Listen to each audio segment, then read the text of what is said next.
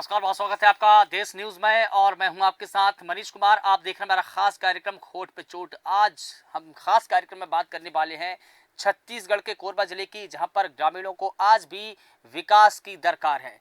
कोरबा के पौड़ी ब्लॉक के कई गांव ऐसे हैं जो विकास से कोसों दूर है।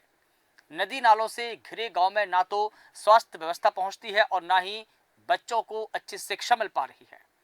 ग्रामीणों को काफी दिक्कतों का सामना करना पड़ता है, काफी मशक्कत करनी पड़ती है, तब जाकर वो कहीं ना कहीं थोड़े बहुत विकास के पास आसपास पहुंच पाते हैं। लोग सालों से पुल और पुलिया की मांग कर रहे हैं, लेकिन कोई फायदा नहीं हुआ। बता दें कि पौड़ी ब्लॉक के गरीब खाना पंचायत के आश्रित गांव चितखोली में रहने वाले लोग सरकार की उपेक्षाओं के शिकार है। आदिवासी समुदाय के लोगों को बुनियादी सुविधाओं के लिए भटकना पड़ रहा है। चारों तरफ से नालों से घिरे इस गांव में माकूल रास्ता नहीं है। करीब 200 की आबादी वाले चिताखोली गांव के रहवासी स्वास्थ्य सुविधा से महरूम हैं। माकूल रास्ता और पुलिया नहीं होने के चलते मरीजों को खाट पर उठाकर के ले जाना पड़ता है, पैदल ले जाना पड़ता है कई किलोमीटर, और पैदल ही नाला पार करना पड़ता है। ये व्यवस्था है छत्तीसगढ़ की। करीब 8 किलोमीटर दूर मुख्य सड़क तक पहुंचना पड़ता है लोगों को। यूं ही जो तस्वीरें आप देख रहे हैं ये पगडंडियां हैं। इन्हीं पगडंडियों से होकर की ग्रामीणों को कच्चे रास्ते से होकर के गुजरना पड़ता है। 8 या 10 किलोमीटर का रास्ता सफर तय करते हैं, तब जाकर उन्हें पक्की सड़क मिलती है। लेकिन ये रास्ता गांव तक नहीं पहुंच पाता है। सवाल यही है कि गांव तक रास्ता क्यों नहीं पहुंचा, विकास क्यों नहीं पहुंचा। ये सवाल ना सिर्फ जनप्रतिनिधियों से है बल्कि सरकारों से भी है। ग्रामीण सालों से इस नाले पर पुलिया बनाने की मांग कर रहे हैं, लेकिन कोई भी ध्यान नहीं दिया गया है। ग्रामीणों के आक्रोश को देखते हुए जनपद सीओ ने प्रस्ताव मंगाया है, देखते हैं क्या होता है। वहीं दूसरी ओर गरीब खाना पंचायत के ही नहीं बल्कि इस ब्लॉक में दर्जनों गांव ऐसे हैं जो विकास की राह देख रहे हैं। जिम्मेदार अधिकारियों की अनदेखी की वजह से आदिवासियों की जीवन शैली बद से बदतर हो चुकी है। अब देखना होगा कि इन ग्रामीणों की समस्या दूर होने में कितना और वक्त लगेगा। 70 से 75 बरस हो चुके हैं आज़ादी के, और इतना वक्त लगा है कि आज भी यहाँ पर विकास नहीं पहुँचाता है। मुझे लगता है कि 70-72 बरस और लगेंगे, तब जाकर इन गांव में विकास पहुंचेगा। सरकारें आती रहेंगी, सरकारें जाती रहेंगी, आदिवासियों की बात होगी, उनके मुद्दे उठेंगे, लेकिन ये सारे मुद्दे पता नहीं किस पटाखे की तरह फुस होकर निकल जाते हैं, किस रास्ते से होकर निकल जाते हैं। कौन इन मुद्दों को उठाएगा। हम बयान सुनेंगे ग्रामीणों के कि ग्रामीणों ने इस पूरे मुद्दे को लेकर क्या कुछ बयान दिया है, क्या मांग की है। देखिए, धनवार पारा जो घरी पटना का है वो उनकी एक पुल की मांग है। एक्चुअल में वो एक मोहल्ला है जिससे बहुत सारे लगभग 15 से 20 परिवार वहाँ पे हैं, और बरसात के दिनों में विशेषकर बहुत दिक्कत होती है। और लगभग 8 से 10 मीटर का पुल है। अगर वो पुलिया बन जाती है तो बच्चों को आने जाने में काफ़ी सहूलियत हो जाएगी। मैंने जैसे ही मेरे को ये सूचना मिली, सरपंच के माध्यम से मैंने उसका प्रस्ताव भी मंगाया है, और जैसे ही वो प्रस्ताव आती है मैं जिला प्रशासन को प्रस्ताव जरूर तुरंत भेज। इतना समस्या होथे कि लइका मन नरवा के कारण पढ़े जाए नहीं सके, और कोई भी बीमार पड़थे त खाट में ले जाके मतलब मेन रोड तक 1.5 किलोमीटर खटिया में बोह के लाए बर पड़थे। मन के बस्ती है पहाड़ के ऊपर में, नीचे में है। कब से बसे हैं मन? लगभग 50 साल से ऊपर हो। ये मन के पूर्वज है। अच्छा, तो शासन की योजना वहाँ आंगनबाड़ी है? आंगनबाड़ी हवे वहाँ एक ठन, लेकिन आंगनबाड़ी मैडमों हो कहाँ बाहर के, तो वह पढ़ाए जाए खनी नरवा में पूरा रही तो वह जाए नहीं सके ना। यहाँ बा कुछ आही ते रास्ता नहीं है, तेकर वजह से वहाँ साधन नहीं है तो कुछ जाए भी नहीं ना वहाँ के मन। लगभग कितने बच्चा पढ़ते होगा? ये धनवार पार सीताखोरी तो लगभग कितना परिवार था? 20-25 है। 20-25 परिवार था। हाँ, वेकेट परिवार में सब ऐसे तो वहाँ आंगनबाड़ी हवे? हाँ हवे। तो जैसे कोकर तबियत खराब हो जाए तो कैसे करता है, आ जाए बा? हाँ जाए बा ही तो बने समस्या ना कहाँ के देवा। ये दे अभी जेठी हुई हमारे घर वाली है, मोर घर वाली खूब पानी, बहुत पानी था बरसात में ही बेले क्या में कामे लेके आया रेंगात नहाने था बोह बोह ले ना पूरा पूरा। अच्छा, इसे उठे तो उठे गाड़ी एम्बुलेंस जाते तुहर गाँव? निजाई दे कर ले आते। अच्छा, वही कर रहे थे। अभी रोड में आके छोड़ते तिलकट। तो आपने ग्रामीण आदिवासियों के बयान सुने हैं, बयान उनकी अपनी जो स्थानीय भाषा है उसमें है, लेकिन मैं आपको हिंदी रूपांतरण करूं तो उन्होंने ये कहा है, देखिए ये कोई नाटकीय रूपांतरण नहीं है बल्कि एक सच्चाई पर आधारित रूपांतरण है। उन्होंने कहा कि 50 वर्षों से हम यहाँ पर रह रहे हैं, ना तो हमको अच्छी सुविधा मिलती है, ना कोई शिक्षा मिलती है, और जब भी किसी व्यक्ति को बीमार होना पड़ता है या हो जाता है बीमार तो उसको खाट पर ले जाकर की कम से कम नहीं तो 8 या 10 किलोमीटर दूर पक्के रास्ते तक ले जाना पड़ता है, तब वहाँ पर जाकर उनको एम्बुलेंस मैसर हो पाती है। कुल मिलाकर ग्रामीणों को ये कहना है कि वर्षों से हम यहाँ पर रह रहे हैं, लेकिन आज तक हमारे गांव में कोई भी विकास के काम नहीं हो पाए हैं, ना सड़क बन पाई है, ना कोई शिक्षा व्यवस्था है, ना अच्छी स्कूल है, आंगनबाड़ी एक है, वहाँ भी कोई ढंग की व्यवस्था नहीं है। ये ग्रामीणों ने कहा है, इसका हिंदी रूपांतरण है, नाटकीय रूपांतरण से आप बचें। तो ग्रामीणों की कुल मिलाकर मांग ये है कि उनके गांव को भी विकास से जोड़ा जाए। ग्रामीणों को आज भी विकास की दरकार है। इस पूरे मुद्दे पर अधिक जानकारी दे रहे हैं संवाददाता महेंद्र सिंह हमारे साथ में जुड़े हैं कोरबा से, जिन्होंने इस पूरे मामले को रिपोर्ट किया है। महेंद्र, आपसे जानना चाहूँगा, ग्रामीण इलाके में आखिर क्यों विकास नहीं पहुँच पाया है, क्या कारण है और क्यों? जी, मैं आपको बताना चाहूँगा कि शासन की महत्वाकांक्षी योजनाओं के तहत, जिसमें कि प्रधानमंत्री सड़क योजना, नल जल योजना, आवास योजना, ऐसा नहीं है कि वो नहीं मिल पा रहा है, लेकिन आदिवासी बाहुल्य क्षेत्र, जिसमें कि कोड़ी विकासखंड के ग्राम बाला है और चंद्रगढ़ है, सलिया भाटा है, धनवार बस्ती है, यहाँ विकास का कोई नहीं है। ऐसा है कि पूरे जो भी है वहाँ पे अधिकारीगण सिर्फ कागजों में इस पे कार्रवाई कर, लेकिन आप जब उस धरातल पे जमीनी स्तर पे जाएंगे तो ऐसा कुछ नहीं है। लेकिन वही मैं आपसे वही जानना चाह रहा था महेंद्र, क्यों नहीं है बच्चे जो हैं, हाँ क्यों नहीं है, मैं ये जानना चाह रहा था। अभी महिलाओं ने बयान दिया कि हम यहाँ पर 50 वर्षों से रह रहे हैं। कुल मिलाकर ये देखा जाए कि वो आज़ादी के वक्त से ही वहाँ पर रह रहे हैं और बड़े बड़ी वादे हुए, दावे हुए, सरकारें आई चली गई, आदिवासियों के मुद्दे उठे, उन पर बात हुई। आदिवासी हमेशा बहस के केंद्र में रहते हैं, यहाँ तक कि राष्ट्रपति जो है वो भी आदिवासी ही हैं। उसके बावजूद भी, उन्हीं के समाज को होने के बावजूद भी यहाँ तक विकास नहीं पहुँचा है। मैं ये जानना चाह रहा था क्यों नहीं पहुँचा है। ये प्रशासन की पूरी तरीके से लापरवाही है। अभी भी वहाँ कई गांव, जो कि यहाँ पे कोरबा को एक हब कहा जाता है, लेकिन वहाँ भी कई जगह ऐसा है जहाँ पे अभी तक बिजली नहीं पहुँच पाई है। सड़कें बनी है तो पुल नहीं बनी है। स्कूल जो प्राथमिक शाला के बच्चे हैं, वो आप देखेंगे, अभी न्यूज के माध्यम से मैं आपको भेजा कि वो सीढ़ी से पार करके नदी, और कितनी गहरी तेज पानी की बात हो रही है, लेकिन वही जब उनको मिडिल स्कूल में अगर जाना है पढ़ाई करने तो 8 किलोमीटर दूर जंगल से होकर जाना पड़ता है। इसमें कई बार ऐसे हुआ है कि हमला कर दिया है, और इसलिए बच्चे जो है प्राथमिक शाला से मिडिल क्लास में पढ़ने के लिए नाला पार करके जा रहे हैं, जो कि पूरी तरीके से जोखिम भरा है। लेकिन ऐसे में महेंद्र, ऐसे में अगर कोई बड़ी दुर्घटना बच्चों के साथ हुई तो उसका जिम्मेदार कौन होगा? क्योंकि बच्चे अगर नाला पार करके जा रहे हैं, बारिश का मौसम है, खुदा न खास्ता अगर ज़्यादा बारिश हो जाए, भारी बारिश हो जाए, नदी नाले उफान पर चल रहे हैं, बच्चों के साथ में तो कोई दुर्घटना हुई तो कौन इसका जिम्मेदार होगा? जी, ग्रामीणों के द्वारा लगातार पत्राचार के माध्यम से स्वयं उपस्थित होकर लगातार इनके द्वारा जो है उनको ज्ञापन दिया गया है, लेकिन अधिकारी जो है उनके कान में जूं तक नहीं रहेंगी। अभी जब इस प्रकार के जो है धरना की बात आई तो अधिकारियों के द्वारा कहा जा रहा है कि इस पे तत्काल जो है कुछ अमल करते हैं। जी बिल्कुल। और देखिए, जैसा कि ग्रामीणों ने बताया, जैसा कि आप भी बता रहे हैं कि वहाँ पर बिजली नहीं पहुँच पाई है, सड़क के और जो पगडंडी हम देख रहे हैं, पगडंडियों से होकर की वहाँ पर महिला गुजर रही है, और अगर कोई गंभीर रूप से बीमार पड़ जाए या कोई इमरजेंसी आ जाए तब क्या होता है? बात यहाँ पे थोड़ी उपरोड़ है कि सिर्फ घर ही पकना की नहीं है। यहाँ पे ऐसे कई कोड़ी विकासखंड के ग्राम बाला है, चतुरगढ़ है, सालिया भाटा है, हनवार बस्ती है, अगर कोई बीमार पड़ जाए कोई तो 7 से 8 किलोमीटर हमको खटिया में लेके जाना पड़ता है। खाट पर सिस्टम हो गया है, कुल मिलाकर ये कहना चाह रहे हैं आप। और देखिए, इसके अलावा कितने गांव हैं, जैसा कि इसी विकास खंड की अगर हम बात कर लें तो इसी विकास खंड के अंतर्गत कितने गांव ऐसे आते हैं जो इस तरह की समस्याओं से जूझ रहे हैं? जी, ऐसे दर्जनों गांव हैं। हाँ, और उन सभी गांव में सेम समस्या है कि अलग अलग समस्या है? जी, अलग अलग समस्या है वहाँ पे। कहीं ऐसे ये समस्या है कि एक ही क्लास में, एक ही कक्षा में पहले के 5 पढ़ रहे हैं। ठीक है। बने रहिएगा महेंद्र जी, आप हमारे साथ में। नामक सिंह राजपूत जी हमारे साथ में जुड़ गए हैं, वरिष्ठ पत्रकार हैं। नामक जी, बहुत स्वागत करता हूं देश न्यूज में। ग्रामीणों ने जिस प्रकार से बयान दिए, तस्वीरें आप भी देख रहे होंगे टेलीविजन स्क्रीन पर, आखिर क्या वजह रही कि ग्रामीण आज भी विकास से कोसों दूर है, विकास की दरकार है ग्रामीणों को, क्या कहेंगे आप?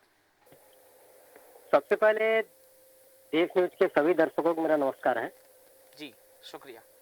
आज की जनहित मुद्दे वाकई सामाजिक सरोकार की उन्नति, ग्रामीण क्षेत्रों में वंचित विकास, शिक्षा के लिए जो सुविधा का अभाव है, बिजली विहीन ग्रामीण समस्या है, इस तमाम विषयों पर आज चर्चा की जा रही है। ये बहुत बड़ी बात है, जरूरी भी है, क्योंकि वाकई में ऐसे मुद्दे उठाने पर ही शासन की आंखें खुलती हैं और विकास के रास्ते पकड़ते हैं। हालांकि शासन की जन कल्याणकारी योजनाएं जो संचालित हो रही हैं, वो क्या ग्रामीण स्तर तक या वनांचल क्षेत्रों में वह योजना पहुंच रही है? आदिवासी बहुल क्षेत्रों में निवास कर रहे ग्रामीणों को क्या शासन की योजनाओं का लाभ मिल रहा है? ये गौर करने वाली बात है। हम लगातार समाचार के माध्यम से प्रकाशित करते रहते हैं महोदय। जनहित समस्या को लेकर प्रशासन को अवगत कराते हैं, उसके बाद अधिकारी उक्त समस्या का निराकरण भी करते हैं। खुद मैं पौड़ी प्रोड़ा जनपद पंचायत के सीओ सर का भी मैं बहुत बहुत धन्यवाद देना चाहता हूं, क्योंकि लगातार खबरें लगाने के बाद तुरंत ही वो समस्या की गंभीरता को लेते हैं और उच्च अधिकारियों को अवगत कराकर समस्या के समाधान करने का प्रयास करते हैं। पौड़ी प्रोड़ा जनपद पंचायत महोदय वर्तमान परिप्रेक्ष्य में पाली तानाखार विधानसभा में आता है और इनके विधायक जो है वो गोंडवाना गणतंत्र पार्टी के हैं। श्री तुलेश्वर मरकाम जी यहाँ के विधायक हैं। इस पार्टी के प्रेरणा स्रोत हैं स्वर्गीय दादा हीरा सिंह मरकाम जी रहे हैं। उन्होंने हमेशा जन जंगल जमीन की लड़ाई लड़ी है। अभी भी यह पार्टी जो है लड़ते आ रही है, लेकिन पौड़ी प्रोड़ा विकास खंड में आदिवासियों के लिए लड़ाई लड़ने वाली यह पार्टी उनकी समस्या का हल नहीं कर पा रही है। ऐसे कितने ग्राम पंचायत है, कितने आदिवासी बच्चे हैं जो आज भी स्कूल जा नहीं पा रहे हैं। ऐसे कितने गांव है जहां बिजली नहीं है। ऐसे कितने गांव है जहां पानी ही नहीं है। ताजा मामला संज्ञान में आया है महोदय, पौड़ी प्रोड़ा विकास खंड के कारीमाटी पंचायत, जो महंगा ग्राम पंचायत काफरित गांव है, वहां आज तक बिजली नहीं गई है। वहाँ 3 मोहल्ले हैं, लगभग 100 से 150 क्या कहना चाहिए 100 से 150 नागरिक वहाँ पे निवास करते हैं, जिनकी जनसंख्या है। और सबसे बड़ी बात महोदय कि वहाँ महज एक ही हैंडपंप है। ढोड़ी या तो कुएं की पानी या तो नदियों का पानी उपयोग करते हैं। पिछले दिनों ही शिक्षा मंत्री महोदय ने ये बयान दिया था कि शिक्षा सुविधा दोनों देंगे, लेकिन शिक्षा है तो सुविधा नहीं है और कहीं सुविधा है तो शिक्षा नहीं है। तो ऐसे में विकास कहाँ हुआ? अब आप जो बता रहे हैं नामक सिंह जी, आप गंभीर समस्या बता रहे हैं। अब बता रहे हैं कि वहाँ पर बिजली आज तक नहीं पहुँची है, हैंडपंप तो वहाँ पर है ही नहीं, ग्रामीणों को नदी से नालों से होकर के पानी पीने के लिए लाना पड़ रहा है। तो और गंभीर प्रकार की समस्या है। आप इसके लिए किसको फेलियर मानेंगे? किसका ये फेलियर है? मैं तो ये कहूँगा कि ये कलेक्टिव फेलियर है, जिसमें मीडिया भी शामिल है कि उन्होंने इन मुद्दों को आज तक क्यों नहीं उठाया। उसमें सरकारें भी शामिल है, उसमें जनप्रतिनिधि भी शामिल है, उसमें सिस्टम भी शामिल है और जो ब्यूरोक्रेट्स है वो भी शामिल है। मैं तो सभी को यहाँ पर कलेक्टिव फेलियर बताऊंगा। सबसे पहली बात महोदय, ये जो ग्राम पंचायत क्षेत्रों में, जनपद पंचायत क्षेत्रों में, जिला पंचायत क्षेत्रों में जो कमीशन खोरी का सिलसिला चल रहा है, ये सबसे पहले ये खत्म होनी चाहिए। पहली बात, जो जनहित मुद्दों के हम लोग सामने लाते हैं वो अब प्रस्तावित ग्राम पंचायत सरपंच तभी करेगा जब उनके पास संबंधित राशि के आवंटन हो। तो सबसे पहले तो कमीशन खोरी खत्म होनी चाहिए। कमीशन तो इसका मतलब यह है कि सरपंच नहीं, ठीक है नामक जी, आप ये कहने की कोशिश कर रहे हैं कि सरपंच और सचिव तक या ग्राम पंचायत तक वो राशि पहुंचती नहीं है। नामक जी जी जी हेलो, क्या ग्राम पंचायत और सरपंच तक राशि नहीं पहुंचती, आप ये कह रहे हैं? जी बिल्कुल, कहना यही है कि कमीशन अगर सही हद तक जमीनी स्तर तक पूरी तरह से रुक जाए तो ग्राम पंचायत तक उक्त राशि पहुंच जाएगी और विकास के रास्ते की लाइनें पकड़ लेंगी। तो उस राशि को कौन खा जाता है? अगर सरपंच और सचिव के पास में राशि नहीं पहुंच रही है, ग्राम पंचायत में नहीं पहुंच रही है, जनपद में नहीं पहुंच रही है, तो इससे ऊपर का स्तर तो रहता है जिला पंचायत और उससे ऊपर का स्तर रहता है मंत्रालय। तो मैंने पहले ही बताया था कि कमीशन जो है ग्रामीण स्तर से लेकर के उच्च स्तर तक है। हाँ। अगर ये रास्ते क्लियर हो जाए तो हाँ। विकास के रास्ते पकड़ने में देरी नहीं लगेंगी, क्योंकि इसमें आपको बता दूं कि प्रशासन शासन से लेकर के सभी सम्मिलित हैं। हम लगातार जनहित मुद्दों को अवगत कराते रहते हैं। जनहित मुद्दों को अवगत कराने के बाद संज्ञान में लाना चाहिए कि उस समस्या का हल किया जाना चाहिए। सबसे बड़ी बात यह है। ठीक है। तो बस यही है कि वो जो रास्ते हैं बीच के जो मीडिएटर है वो खत्म हो। ठीक है नामक जी, आप लगातार बनी रहिएगा, मैं आपके पास में लौट करके आऊंगा। शेख इश्तियाक जी हमारे साथ में जुड़े हैं, आप प्रदेश से प्रतिनिधि है कांग्रेस पार्टी छत्तीसगढ़ के। आपका बहुत स्वागत करता हूं इश्तियाक जी। मैं आपसे जानना चाहूंगा आखिर क्या वजह रही है, क्या कारण रहा है और किसका कारण रहा है कि आज भी ग्रामीणों को विकास की दरकार है, आदिवासियों तक शासन की योजनाएं क्यों नहीं पहुंची है?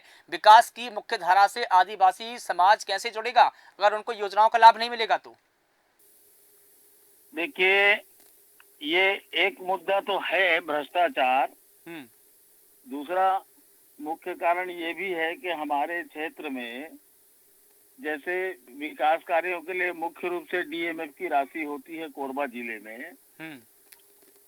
अब वो डीएमएफ की राशि का एक बहुत बड़ा हिस्सा जो प्रभावित क्षेत्र है उद्योगों से, कोरबा जिला, इसका अधिकांश क्षेत्रफल औद्योगिक प्रतिष्ठानों के कारण विस्थापित है और प्रभावित है, प्रदूषित भी है बुरी तरह।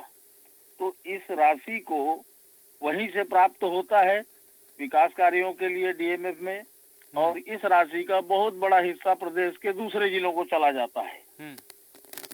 तो जो विकास दिखना चाहिए, खासकर कोरबा जिले में सर्वाधिक विकास दिखना चाहिए कि शासन की भी राशि आती होगी और डीएमएफ की भी एक बहुत लंबी चौड़ी राशि होती है यहाँ पर उपलब्ध, लेकिन वो दूसरे जिलों को चला जाता है।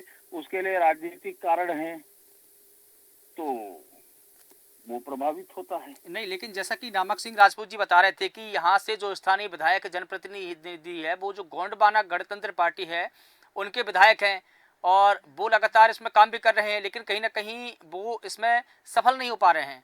ये अभी नामक सिंह राजपूत जी जुड़े हमारे साथ में अभी हैं, वो बता रहे थे।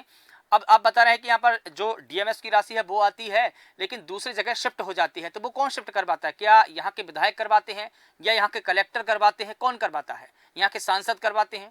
इस स्तर से होता है कि दूसरे जिलों को भी वो राशि, बहुत बड़ी राशि, उसका बहुत बड़ा हिस्सा दूसरे जिलों को चला जाता है। अगर दूसरे जिलों में उस राशि का बड़ा हिस्सा शिफ्ट हो रहा है तो इस जिले में क्यों नहीं? मैं वही जानना चाह रहा था कि इसको कौन शिफ्ट करवाता है? क्या कलेक्टर करवाते हैं, यहाँ के जो सांसद है, एमपी है वो करवाते हैं, या एमएलए है वो करवाते हैं? कौन करवाते हैं? क्या यहाँ की जनता की राय पूछी जाती है? यहाँ के एमएलए क्यों भेजेंगे? वो एक्चुअल में शासन स्तर से ही होता है। हाँ। अब शासन का आदेश आएगा, शासन उसको उसी भेजेगा ही। नहीं तो क्या शासन को नहीं पता है कि कोरबा जिला सबसे ज्यादा पिछड़ा हुआ जिला है? वहाँ पर बिजली, पानी, आवास, शौचालय, सड़क, नाली, तमाम चीजों की वहाँ पर समस्याएं हैं ऑलरेडी। वहाँ पर पैसा ना भेज करके दूसरे जिलों में पैसा भेजना क्या सरकार को नहीं पता है? कि सरकार के पास में रिपोर्ट नहीं भेजते हैं जो मुख्य सचिव है या जो मंत्री हैं या जो विधायक हैं या जो जनप्रतिनिधि हैं, वो सरकार को रिपोर्ट नहीं करते हैं क्या? अब ये तो वो जाने, लेकिन जो सब जगह एक जो जन समस्याएं होती है सभी जगहों में होती है, लेकिन हमारे यहाँ जो विशेष समस्या है वो है औद्योगिकीकरण के कारण विस्थापन होता है और औद्योगिकीकरण के कारण भारी प्रदूषण होता है। मिसाल के तौर पे एनटीपीसी यही है। हाँ। तो हजारों एकड़ में उसका राखड़ डैम है। तब केवल एनटीपीसी का पावर हाउस नहीं है, उसके राखड़ का क्या किया जाए? उसका कंजम्पशन तो होता नहीं, बड़े बड़े राखड़ डैम है। तो जब यहाँ गर्मी के दिनों में जरा सा लू चलता है तो ऐसा महसूस होता है जैसे मरुस्थल में आंधी चल रही है। इसी तरह सीएसईबी का राखड़ डैम है। तो इतना कोयला खदान है दर्जनों, और उस कोयले का उत्खनन हो रहा है, परिवहन हो रहा है, ब्लास्टिंग हो रही है, तमाम तरह की समस्याएं हैं। अब पर्यावरण प्रदूषण के हिसाब से पर्यावरण के लिए जो वृक्षारोपण होता है वो ऊंट के मुंह में जीरा है। प्रबंधन के लोग 10-20 पौधे लगाए, फोटो खिंचवाए, अखबार में छपवा दिए, हो गया भाई, पर्यावरण दिवस मना लिए। इनके लगाए एक पौधे वृक्ष नहीं बने आज तक। समस्या तो ये है।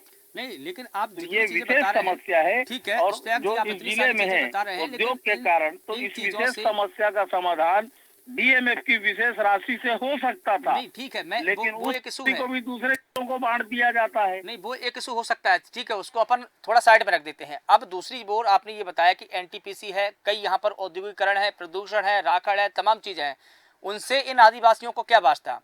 क्या ये सारी चीजें इनके विकास का मुख्य रोड़ा है? नहीं, इनको उसका कोई हिस्सेदारी नहीं मिल रहा है। हाँ, वो केवल आदिवासी ही नहीं बल्कि स्थानीय तमाम लोगों को, चाहे वो किसी भी वर्ग के हों, ये दोनों को। हाँ, तो मैं वही तो चाह रहा था, वास्तव में इसकी हिस्सेदारी मिलनी थी, वो नहीं मिल रही है। हाँ, और इसकी जो समस्या है वो सबके लिए है। अब चूंकि ये औद्योगिक कंपनियां जो हैं, भले ही सरकारी कंपनियां हैं, लेकिन आखिर कंपनी की अपनी सोच होती है, मिनिमम इनपुट और मैक्सिमम आउटपुट। तो ये जनहित में खर्चा करने में रुचि तो दिखाते नहीं है। इनको अपने कंपनी और मैनेजमेंट को लाभ दिखाना है। तो कुल मिलाकर आप ये कहने की कोशिश कर रहे हैं कि जो विकास के मुख्य धारा में जिन लोगों को जोड़ा जाना चाहिए और जिनका विकास किया जाना चाहिए, उस पैसे से कंपनियां खोली जा रही है, दूसरे प्रोजेक्ट पूरे किए जा रहे हैं। जो स्थानीय लोग हैं, हाँ, वो तो सारे प्रभावित हैं। हाँ, लेकिन ये क्या, इनके जो प्रभावित ग्राम की, इनकी ये औद्योगिक कंपनियों की अपनी, इन प्रतिष्ठानों की नीति है कि ये उसको प्रभावित मानते हैं जिसका भूमि अर्जित करते हैं। अब मान लीजिए कि यहाँ एक निश्चित सीमा तक तो ये अर्जित किए, उसके बगल वाली भूमि को या बगल वाले गांव को प्रभावित नहीं मानते। जबकि आब हवा पानी की कोई सीमा नहीं होती है। आप राखड़ बांध में राख रखे हैं, लेकिन हवा चलेगी तो उड़ेगा ना, बारिश आएगी तो बहेगा ना। नहीं वो तो ठीक है, बहुत सारी चीजें छोड़ दीजिए, होगा, मैं तो वही कह रहा 50 था, और 100 गांवों शेख को इश्तियाक प्रभावित जी, करता जाएगा ना, तो ये उस सारी पर चीजें प्रभावित। दूर हटाकर एक और इस ओर ध्यान दीजिए कि ग्रामीणों को इनसे क्या ग्रामीणों के विकास में ये सब बाधाएं हैं? अगर है तो सरकार को इनकी ओर ध्यान देना चाहिए। क्या जो ग्रामीणों के हिस्से का पैसा आता है, क्या इन पर लगा दिया जाता है? एनटीपीसी है, अन्य जो यहाँ पर फैक्ट्रियां डली है, क्या उनमें लगा दिया जाता है? मैं ये जानना चाह रहा था कि ग्रामीणों को सड़क नहीं मिल रही, ग्रामीणों को शिक्षा नहीं मिल रही, स्वास्थ्य नहीं मिल रहा है, तमाम चीजें नहीं मिल रही है, पानी नहीं मिल रहा है, बिजली नहीं मिल रही है, तो मैं ये कह रहा था कि इनके विकास में क्या ये चीज रोड़ा है कंपनी? मैं ये जानना चाह रहा था। कंपनियों में इनका पैसा नहीं जाता।